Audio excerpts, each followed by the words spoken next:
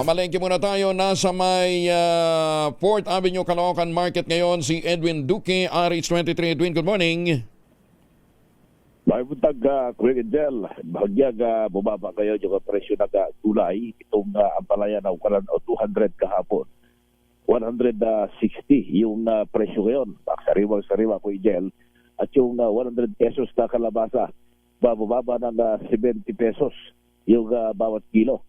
Yung 200 pesos na presyo ng kamatis, ngayon ay makakabili na tayo ng 160 hanggang 180 pesos. Sabang nanatili naman sa 160 ang presyo ng labanos, habang ang talong ay makakabili rin tayo uli ng 120 mula sa dating 160 kahapon.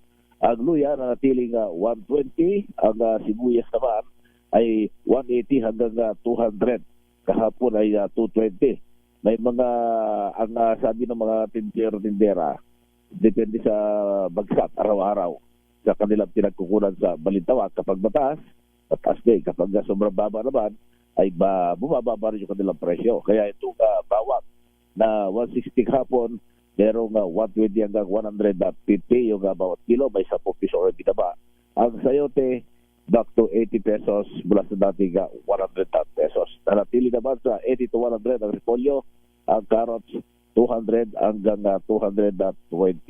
Ang siling labuyo nanatili 800 pesos bawat kilo, 400 ang siling panigang, habang yung siling makopa ito yung black pepper ay 480 pesos pa rin ang bawat kilo. Ang pecha ay Tagalog at Bagyo, 90 to 100 pesos, bababa ang patatas 160, habang yung kalamansi naman ay back to 140 mula sa dating 160.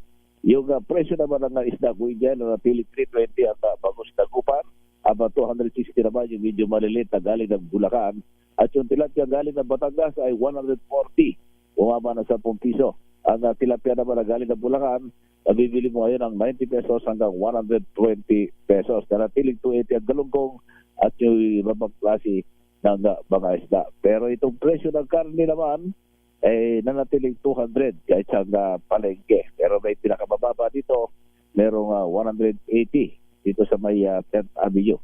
Ang presyo ng baboy dito, 360. Ang pork chop, ang giniling ay, itong pork chop ay 360, ang giniling 330, ang pataulihan at unahan 320, abang yempo 400 pesos.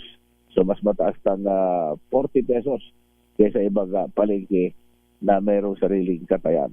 Ang presyo ng bigas naman, may 35, ang susundan nito ng 40 pesos, ang pinakamataas ko ay 80 pesos yung dinurado. At ang pinakamahal na bigas, ito na yung balangkit. Pero may pinakamababang presyo ng balangkit, 58 pesos, at ang pinakamahal, 100 pesos bawat kilo. Yan, PJ, lapig ang price monitoring report mula pa rin dito sa 4th Avenue, dito sa Grace Park, Caloocan.